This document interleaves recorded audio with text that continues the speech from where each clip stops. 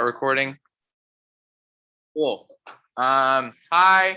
So today is Thursday. We're gonna talk a little bit about pandas today. We're gonna have some good lecture stuff. I anticipate finishing a little early, so we might get out like 10 minutes early, I think. Hopefully, fingers crossed, I don't take too long. I hope you like my office meeting. Scan the attendance form if you haven't already. The slides will be posted right after this lecture. So if you haven't been able to scan them this week, please do so right after so I know that you attended and watched the lectures. Cool. So here's some announcements. We're gonna make this just me. Again, for those of you who joined late, I just want to reiterate, please finish the homework as soon as you possibly can. One, because we can't give back the solutions, which people have been asking for, until everybody has submitted their homeworks. So we're still waiting on a few of you to finish homework 1, 2, and 3 because you joined like a week or two ago. So please get those in as soon as possible. Please come to office hours to get them done so we can upload the solutions and let everybody see them. And then also grade the homeworks. I know y'all have been waiting to see how you've been doing. But yeah, so please get those done as soon as possible. Attendance, the attendance form, the QR code was on the previous slide. If you want, you can just type it in too. Homework 5 is going to be due next Tuesday. This homework is supposed to cover curve fitting, numerical differentiation and integration, and a little bit of root finding. Some really useful stuff for like actual physics problems / like any other kind of sciencey problems that you'll use that a lot in like really like when you do research and do science, you're going to need to like root find, you're going to need to be able to fit models to data. So it's important that you really take that homework seriously. It looks really scary because I put a lot of like background reading for you if you would like, but really it's just kind of walking you through how to do a problem almost exactly like the problem I asked you to. So it should be pretty smooth sailing, hopefully. This is the correct quiz and survey. There's the link, and this is the QR code for that link. This should be the right one. This is for the final project interests that I was talking about on Tuesday. I was going to make a B courses announcement, but then I realized I could just put it on the slide on Thursday and it'll be fine. So please scan this, take a picture and scan it later if there's no internet for you right now. Please fill this out before Friday, preferably by the end of today so that we can make your like kind of like interest groups and we can narrow down the project group sizes. Final projects, I mean, you're not going to start really working on them until a little while from now, but we need to get you set into your groups so that you can start narrowing on an idea and then eventually write a proposal and then eventually work on the project. We kind of take this project like extremely seriously because at the end of the day, nobody's going to care about like the problem sets you did. They're going to care about your final project. And it will really showcase like what you really learned in this class. Some previous students have like simulated double pendulums. Some have simulated like stars, like moving around each other. Some have simulated planets orbiting around other solar systems, stuff like that. So they can be really, really cool projects if you take them seriously and don't wait till the last minute to do everything. So that the reason why we want to start this early is because we want to make sure that we're kind of guiding you along and making sure that you take advantage of all the time you have this semester to make a really good final project. Cool. So please fill this out. It should take like no more than a couple minutes. Yeah, and then I also made the Jeff Goldblum GIF because Elon changed it on accident without. Yeah, it's fine. Miscommunication. So Elon didn't change it this time. Cool. So what are we doing today? Today is all about a library called Pandas, and I think all of you will begin to love pandas with like a burning passion because I do. Some of the people in the back that teach this class don't appreciate pandas the way I do. It's unfortunate for them. Pandas is pretty amazing. It makes our lives so much easier, and it's like the best way to handle data, in my opinion. So it's just this really nice library. It was actually written by like the folks over at Facebook. So definitely people that know how to coded this up, and they like maintain it really well, and it's really well documented. So it's like super easy to use and pretty streamlined. The way it works is it essentially creates this new kind of like variable type, this object that we like to call a data frame. And this data frame is like a glorified, like, I don't know, like an Excel spreadsheet in Python that you can like use and then turn into things that you want to use, like arrays and like plots and stuff like that. So very, very useful. Why does this not work? Well, anyway, So the way we use it is we have to import a library as usual. Hopefully y'all will be starting to feel really comfortable with what import does. Import pandas is PD, the alias is PD.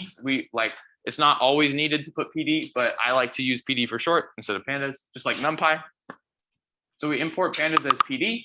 And then what this library does is it imports data files with tremendous ease by storing them in this new data type called a data frame. And it looks like this. You have for example, a column of count values, a column of names, and a column of percentages. Normally you would need to represent one array, 2 arrays, 3 arrays, and it would be however long, 4 values deep, 4 values deep, 4 values deep. And then it would be a real royal pain if you wanted to put the names on for each column too. Then you'd need to use a dictionary. So having a data frame allows us to kind of just put it all in one place and access it in a really streamlined, easy to use manner. And you'll see how it's streamlined in just a second. So the way we use it, we just read data in from a CSV file, for example. Pandas is really beautiful in the sense that it kind of just has functions that read in CSV files. So you don't have to worry about all that delimiter crap from NumPy, load text, where we had to set it a comma or set unpack equal to true and all that. That's annoying. We don't have to worry about that anymore. pd.readcsv and then the name of your file if it's a CSV file. These are comma separated value files. It tells the computer or whatever's reading in the data file, it says, oh, I see a comma, that's the end of this value, move on to the next value. That's all it means for a comma separated value file, CSV. I think they're the best files in my opinion. They're the easiest to work with, and they usually have the least bugs from my experience. And you just set it equal to the data frame you want, and you can access that data frame and use it in all sorts of fun ways. Same thing if you have an Excel file, like an Excel spreadsheet from, I don't know, maybe your 5BL, 5CL, 7BL, 7CL. All right, all the lab courses. They're a little archaic in the sense that they actually still use Excel sometimes, and they give you spreadsheets. I don't use Excel anymore, but if you ever have an Excel spreadsheet, you can also import that into Python now, which is really easy.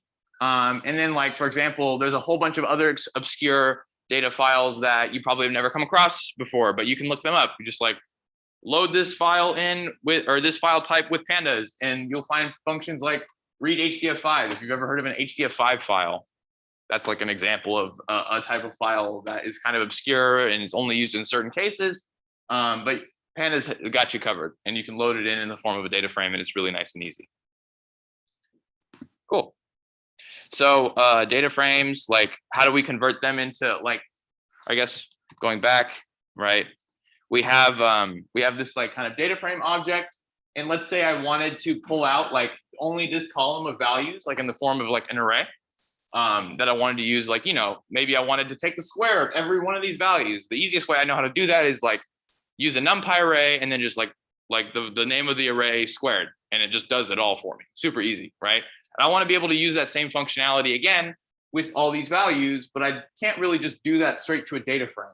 That would be kind of confusing. So how do I extract a certain column and turn it into a NumPy array and then do my operations there, squaring it or look for indices where the maximums are and stuff like that.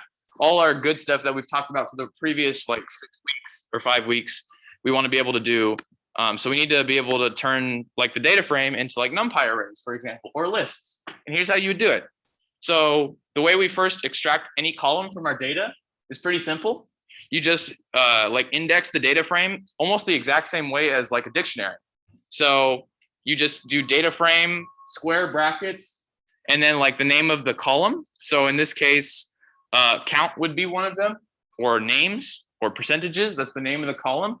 And if you just index it like that, so that you say count or name or column or whatever it may be, the column name, it will just give you that whole column's worth of values. And we'll do a demo and you'll be able to see exactly what I mean in just a minute. Is there a question back there? Anybody? Okay, no. Is there any questions so far though, before I keep going? Cool. So yeah, this first line extracts all the column values, and that just gives you oh, sorry, you have a question? You extract by either index or range of indices, or the columns, you go by column 0, 1, 2, 3, 4, does it have to be by? So like when you're creating your column or your data frame, you can specify like the names to just be like 0, 1, 2, and 3, and 4 and do it that way. But typically the reason why we use a data frame is just so that like for the ease or like or when you're dealing with data sets that have like titled columns, typically that's like most data sets in the world. So it makes our lives a lot easier without having to worry about like just number indexing, but we can actually like reference their columns by their names, which is nice. Cool. And then if I wanted to convert that entire column into like an array, Pandas has got that covered. All you have to do is like .2 underscore numpy parentheses, and that literally just turns it into a numpy array. Super easy. Like, boom. If you want to do it with a list, same thing, but .2 underscore list, and that's just a regular Python list. Like, I couldn't make it easier. Like, honestly, boom, like one line, and it's like you took all the values that you wanted, you put them into an array, and now you can use them for whatever you want to do. So if you want to make your own data frames, like create your own from scratch, this is kind of how you do it. You need to create dictionaries, and then you could put these like a dictionary inside of a data frame, and it works. It basically just makes a dictionary look really pretty and easy to use. So just a reiteration of like, how do we make a dictionary? Let's say we have a list of names and like the birth counts for a given year, for example. So Jim, Dwight, Pam, Michael, Stanley. If you can't tell, I'm a bit of a fan of The Office. So like the names Jim, Dwight, Pam, Michael, Stanley, maybe like in the year of, I don't know, 2000. These are like the birth count numbers. So this is the amount of children born with those names. And I want to be able to put them all in like a data frame that is easy to visualize and represent as like I want to save it like as an Excel spreadsheet or like a CSV file. So the way I construct a data frame is first to create like a data dictionary. So let's start by creating our dictionary. Remember the curly brackets, that is like what tells us we're going to start creating a dictionary. And then the values on the left side of each colon are the keys, right? Like we reference the way we use a dictionary is like we look up a value that corresponds to a key. So in a real dictionary, the key is the word you want to look up and the value is the definition of that word.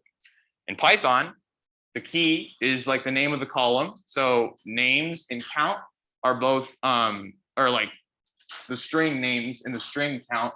Those are both the names of the columns, AKA the keys of a dictionary. And then the values that come after the names and the birth count lists, or yeah, I guess I technically made them lists. The lists that correspond to those variable names, those are going to be your data values, AKA what's going to be that column for your data frame, which is nice. So we just make this data dictionary, and then we just slap it into a pd.dataframe. It creates this really nice data frame, which is easy to visualize. You have like all the names in one column, you have the count in another column. Similarly, you can add on to this. You make more and more columns with like whatever you want. You can make like a data dictionary that's really big. Yeah, and then we like typically common nomenclature is to refer to a data frame as like DF for short. And then like whatever you want to specify, like maybe your data frame is for like birth count. So I would say like birth count underscore DF. That's like common nomenclature when you're using pandas. And of like an object that you're using is supposed to be a data frame. You use like DF to denote that that's supposed to be a data frame. So pd.dataframe, notice the capital D and the capital F of your data. Your data is a dictionary. It has to be a dictionary. It'll create this DF data frame. And then if I want to save it, super easy. All I have to do is just like on your like data frame object, you just do .2 underscore CSV and then the file name you want to save it to. In this case, 2 underscore CSV means that we're saving it as a CSV file, and the file name.csv is what we're going to save it as. Is there any questions about all that? I kind of went quick. Is there anything that was confusing?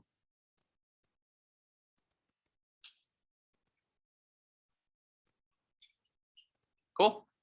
I just want to like give you a bit of a perspective moment. I think if this was week 1, all of you would be incredibly lost.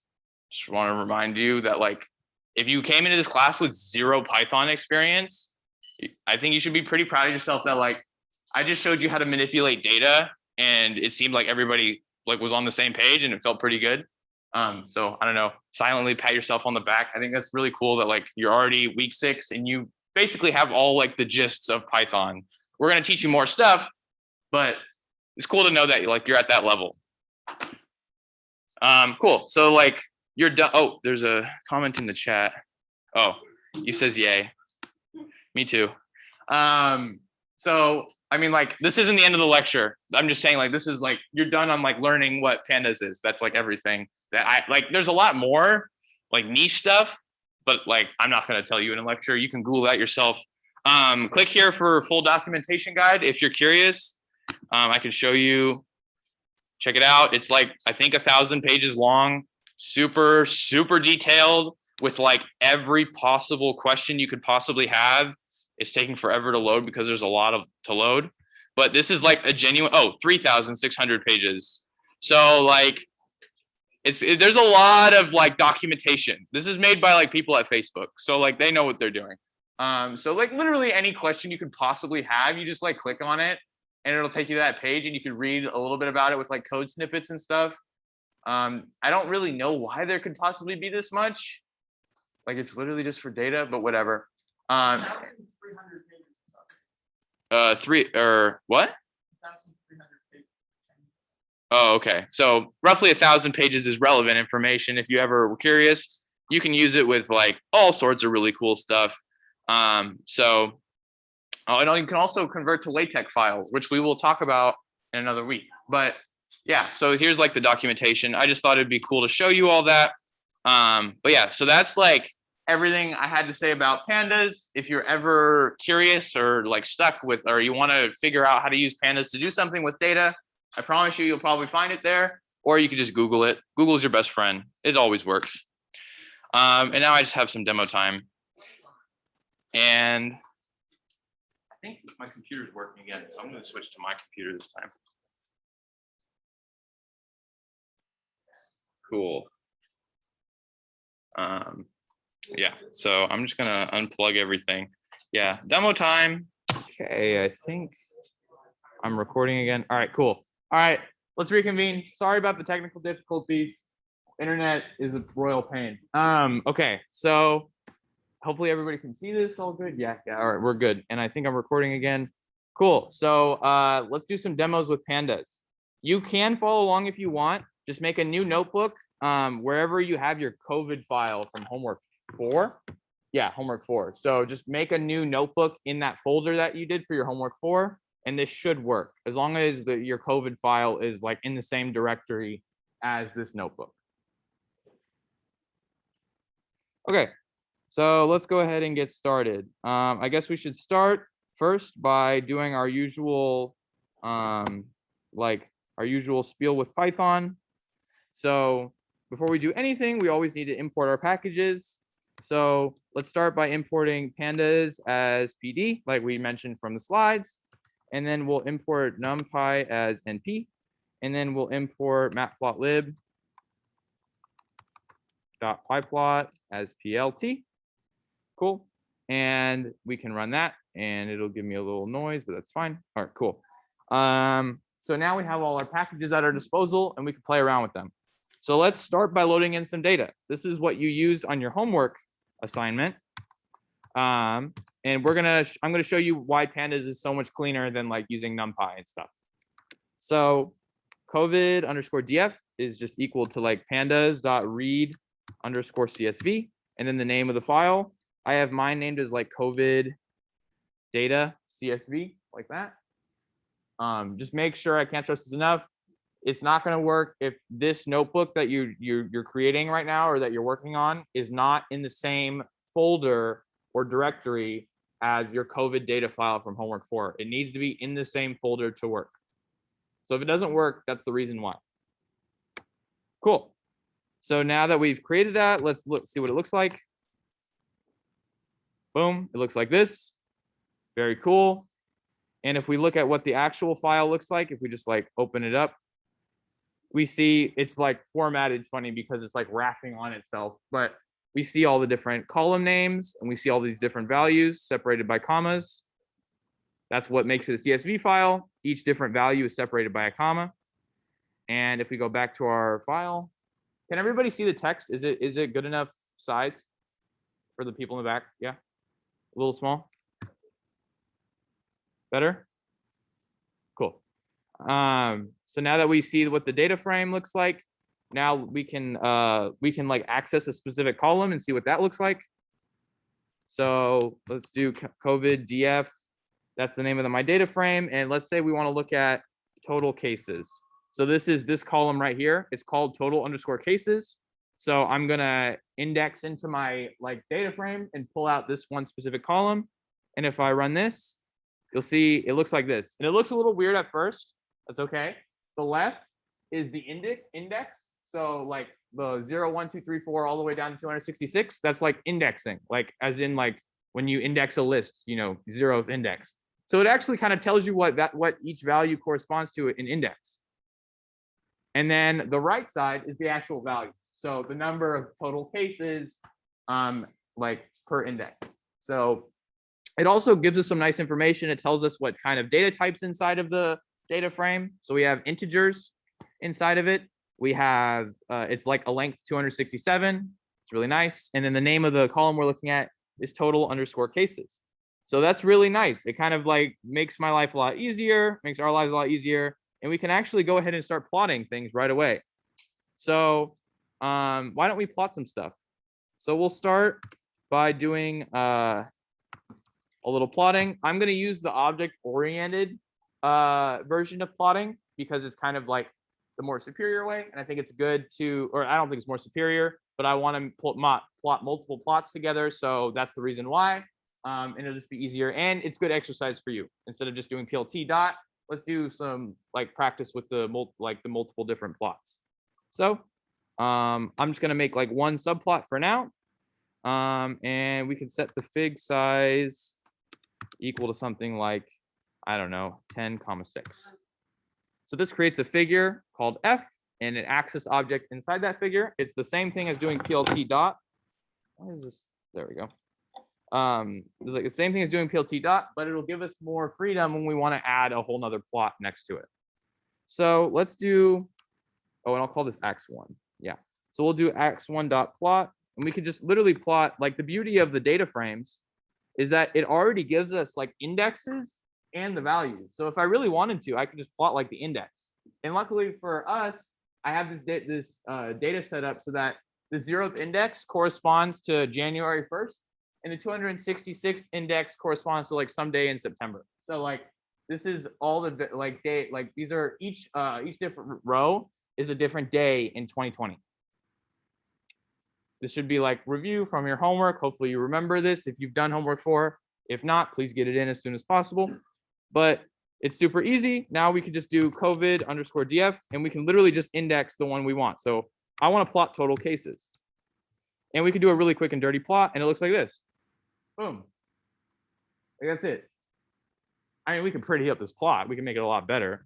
I think we should do that so that people know what we're talking about. So maybe we could do, first of all, total cases. These are actually number points, but I think actually we'll do a different column. Why don't we do, I don't know, we could do new cases. And since that's going to be discrete values, we can make the size of individual points. And we could do another one where we're maybe I want to plot the average. They also have that new cases underscore smooth. That's one of the columns available to us. And we can make that a blue line instead of blue dots, but we can make it a blue line. And now we could plot, this is the running average of new cases every day. Day 0 is January 1st of 2020. And then the y-axis is the number of cases. So you can see, oh, is my screen not being shared? Oh yeah, it's good, right? Yeah, okay, good. So you could see I don't know, 225 days into the year, we had almost 80,000 cases in the United States per day, new cases in a day. So that was a lot. That was a scary time. Hopefully it's not that bad anymore, but I mean, I haven't been keeping up with the numbers. Hopefully y'all have. But yeah, this data set only goes to September. Well, let's see. I mean, I want to learn something interesting. Oh, sorry, do you have a question? Oh, yeah. I want to see something interesting. Just seeing one thing is interesting, but maybe I want to learn something a little bit more about this plot. So maybe I want to see how many new cases there are compared to new deaths there are. It's a little grim of a topic. but it's an interesting thing to know, right? New deaths, I think is what it's called. Let's get rid of this line so that we can see the total thing. So I want to see what new deaths and new death smooth. So we'll make this red dots, and then we could do x1.plot COVID_df. We could do new deaths smooth. I apologize for the grim subject matter. But now if we want to see what that looks like, we can see how many, like each day, how many new cases there were relative to the new deaths there were that day. So you can see back in I don't know, probably like October sometime in 2020, we were hitting like 80,000 new cases a day. And this number's a bit like small relative, but it looks like it's probably on the order of a few thousand deaths a day or something like that. So you can see, I mean, like, it's just an interesting thing to plot, at least for like this time period. And if we wanted, we could go to the CDC website, grab more data because it goes all the way to today, and you could keep seeing this curve. I think I posted the website on your homework problem if you're curious to see where I got the data from. Yeah, so that's one thing. And then I think it might be interesting to like add a second plot. So maybe we want to see like the total cases, not just like the new cases per day, but the total cases.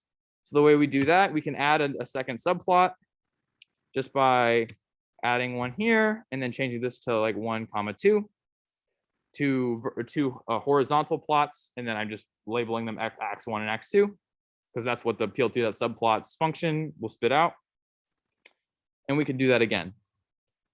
So I'm literally just going to copy and paste everything and then just change the names of the axes and the names of the things I want to access. So we'll do we'll be like total cases and total deaths.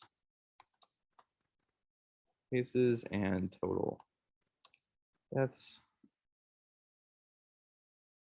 Like this. And now if I plot that, we'll make the figure size a lot longer. Like this, so that it holds both of them. And then we'll do tight layout on the figure, just makes it look prettier. Then we see this. So, I mean, we don't have X and Y labels, so we should probably do that. But on the right side is total cases. So it's kind of hard to tell, like the axes look a little weird, but on the second plot on the right, we go from 0 to 7 times 10 to the 6, which is orders of millions. So the top is 7 million and zeros at the bottom. So we can see total cases rising very, very, very a lot. Back in September of 2020, we had over 7 million cases in the this is all in the United States. And I don't know, it probably looked like we were on the order of hundreds of thousands of deaths during that time, sadly. But yeah, so this is like a nice little thing to plot, and we can make our plot look a little nicer. If we wanted to add, I don't know, say like a grid, we could do that. These are just things to make it look pretty. You don't really have to do these. And we can like add labels and stuff, but I won't do that for the sake of time unless we have extra time. But yeah, now that we do that, we can add like a title, set underscore title for this axis object, and we could say like new or new cases and deaths versus time, or in 2020. That'd be a better way to say it. And then we could do the same thing by giving ax2 a title. We could say total cases and deaths. Cases and deaths, cool. Now we can see that. Looks good. Yeah, so we're like, now we're kind of visualizing we can like learn something from this, right? Like we can actually see just how many cases there were on a daily basis back in 2020, how many deaths there were relative to that. Oftentimes, like, I don't know, different news sources, depending on where you look, can either like hide an effect by only zooming in on one plot, or like zooming out on one plot and having a really distorted scale, or zooming in really far. So it's important to be able to like know how to look at your own data from the CDC yourself and be able to like determine your own inputs, like or your own viewpoints, and compare them relative to what else you're seeing, right? As a critical thinker in college, I think it's important that we all know how to like compare different sources and be able to like do the research ourselves. Like y'all are Berkeley kids, Berkeley students. I shouldn't say kids. Y'all are Berkeley students. Like y'all totally can look at your own CDC data and like not just the CDC, but any world data. Honestly, if it's published, you can look at it and like show for yourself and like confirm or deny what you see in like on the news medias, wherever you may look. So it's an important skill. And I think it's important that we just went over this. It was on your homework, but I wanted to make sure you saw how data like pandas is and how like nice and easy it makes this, but also like how important it is to be able to look at real data in the world, because it can make big impacts on the way people see the world.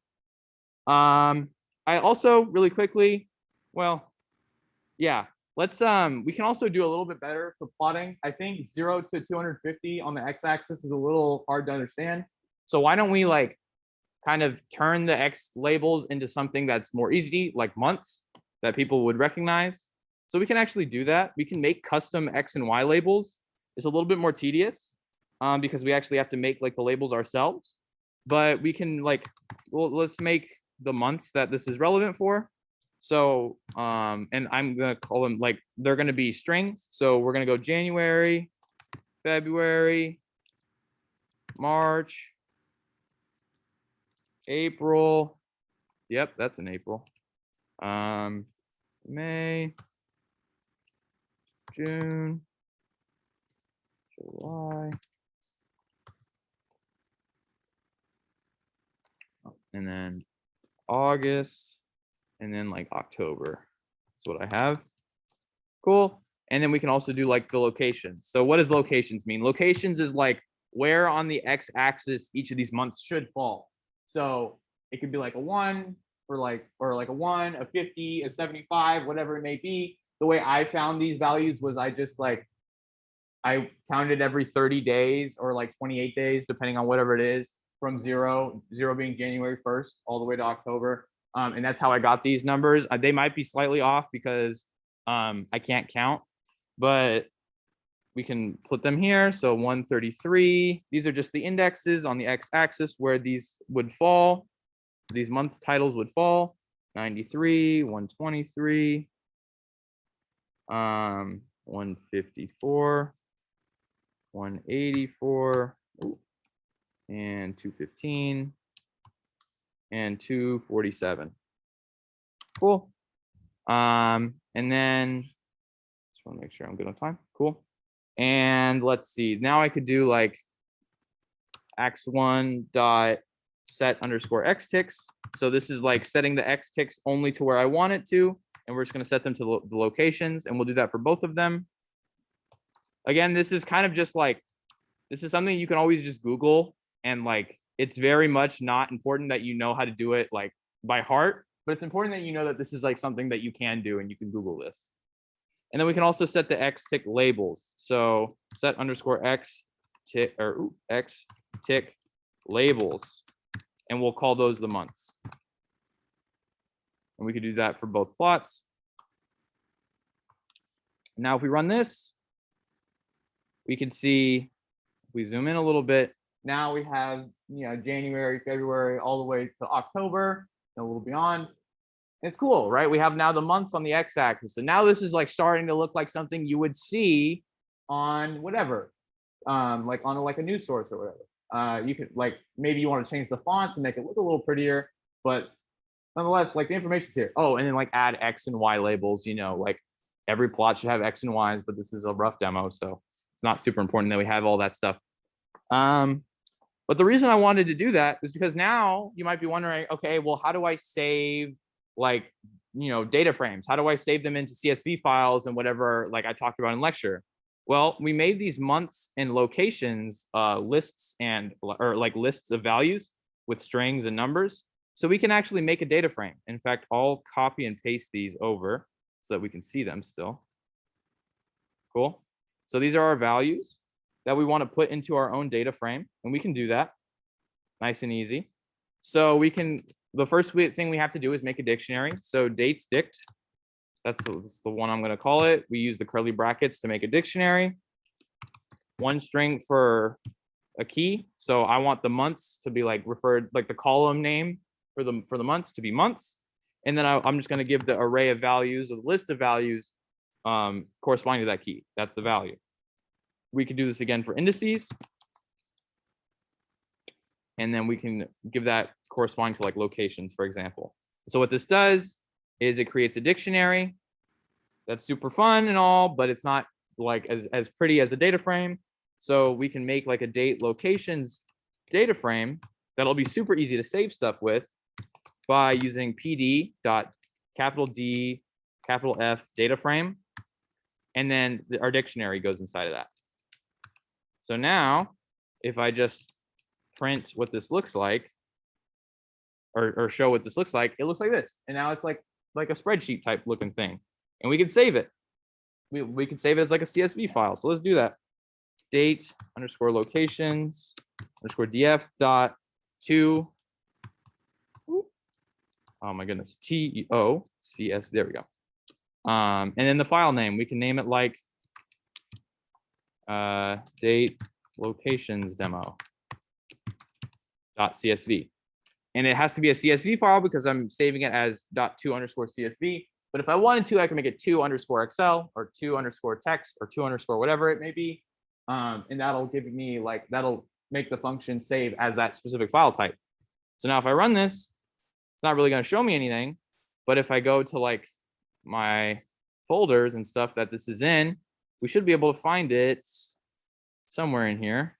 Date locations demo CSV. And now if we click on this, it's all our stuff. Pretty cool. So now I showed you how to load in data. I showed you how to make your own data frames, how to save them, how to plot the data, and that's all good stuff. Yeah, and that's everything I got. I'm just gonna like make it look pretty, but you don't have to stay for that. If you want to see how I make my plots look like gorgeous, then you could stay for like an extra minute or two. But I figured I would just plot that really quickly. But if you need to go somewhere, you can leave now. I'll see everybody on Tuesday. But oh yeah, you got a question? Yeah, I'm gonna post it too. I'm gonna post like the solution so you can look at it. But yeah, I'm gonna make them look pretty because I like my plots to look pretty, and astronomers always have the best plots. Font set, and you just set this equal to sticks. Then we could do like plt.rc params. What I'm doing, like what this is doing, is it's just changing like the default parameters that matplotlib relies on for like fonts and stuff. And it's just setting it to the things I want them to. They have like a whole library. So I'm gonna make it look like this, and then we can set the font size to be a lot bigger. We do font underscore size is equal to 22. Now if I run that, whoa, what happened? Whoa. Oh no. What happened? What did I do?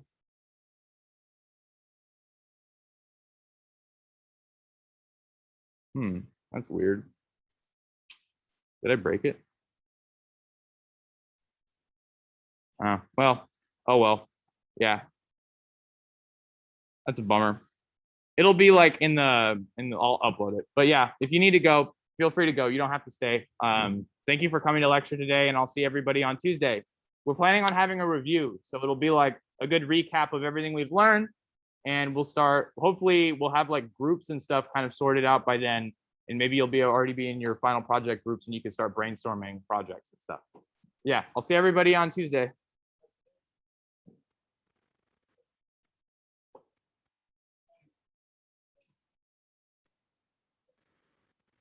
Damn, that's tough. What a bummer payoff.